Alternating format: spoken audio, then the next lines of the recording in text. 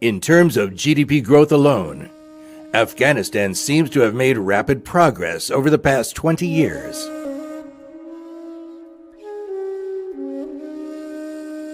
But behind the development is the consumption stimulus from foreign troops and foreign aid that accounts for more than 40% of GDP.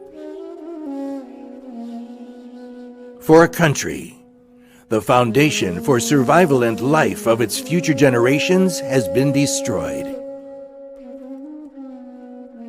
In Kabul province, as the Kharez was abandoned and thus no longer covered and maintained, satellites observed a series of circular holes on the ground. As early as over 1,000 years ago, the wise Afghan people had carried out underground irrigation. But today, up to 70% of Kharez may have been abandoned.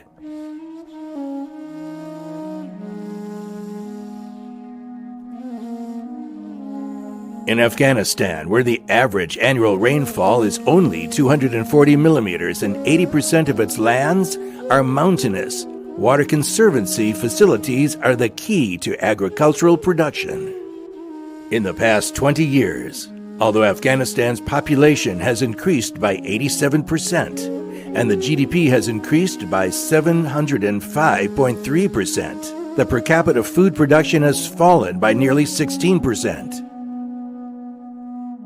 Foreign funds have not been able to feed Afghans. Repairing these facilities will require the efforts of at least a generation.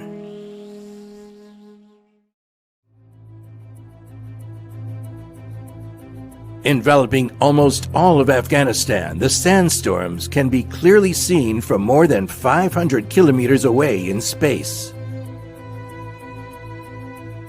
Between 2010 and 2020, northern Afghanistan experienced the most severe vegetation shrinking. On the satellite analysis images, the depth of yellow represents the intensity of the recession. Afghanistan's fragile ecological environment is further deteriorating due to logging and burning. This is a devastating consequence that may not be repaired in a generation. The lack of vegetation makes water not only more scarce during droughts, but also more prone to cause flood during rainy seasons.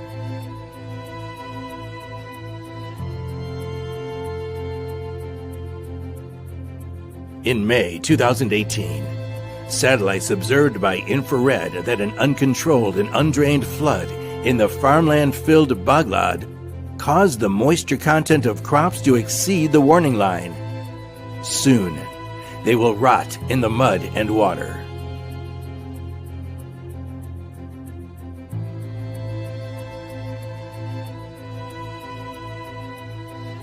Deforestation has also increased landslides. In May 2014, landslides killed more than 1,000 people in Badakhshan province, northeastern Afghanistan. Due to the lack of an effective management and disaster mobilization system, there was only one excavator on site to carry out rescue operations for a long time. Agricultural production has regressed, while the development of Afghanistan's vast mining resources has been stagnating. Ajak iron mine, with a deposit stretching for 32 kilometers, is the largest undeveloped iron mine in Asia. In 2011, Indian and Canadian companies won the bid. But nearly a decade later, there is still no sign of development from satellite images. No hardened roads, buildings, and other infrastructure are identified here.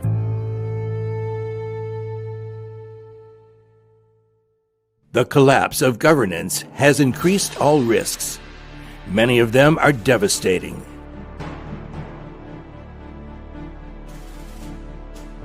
On February 13, 2021, hundreds of tankers waiting on the Afghanistan-Iran border were destroyed by fire.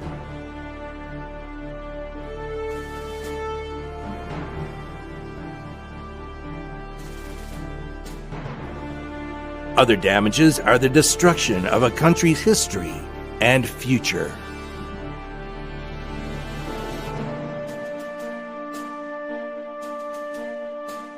Constructed at the end of the 4th century BC, this is the ancient city of Ahunam in northeastern Afghanistan. From the historical images, it can be found that Greek-style buildings, temples, palaces, arenas, amphitheaters were all over here.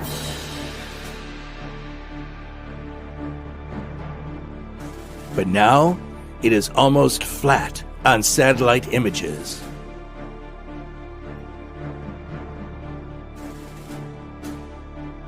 Many people said that Afghanistan is a country without a future. But all this comes from the longest war.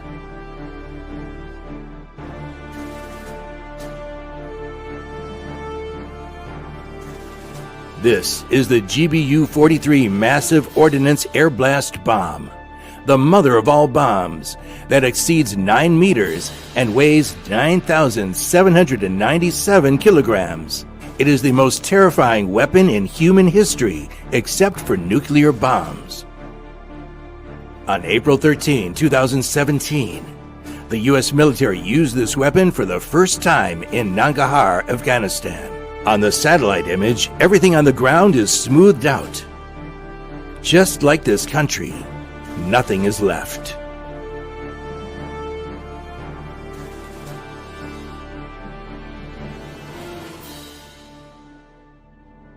We will also support programs to train new police officers and to help establish and train an Afghanistan national military.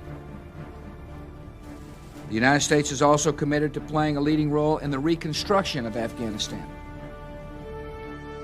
Our mission in Afghanistan was never supposed to have been nation building.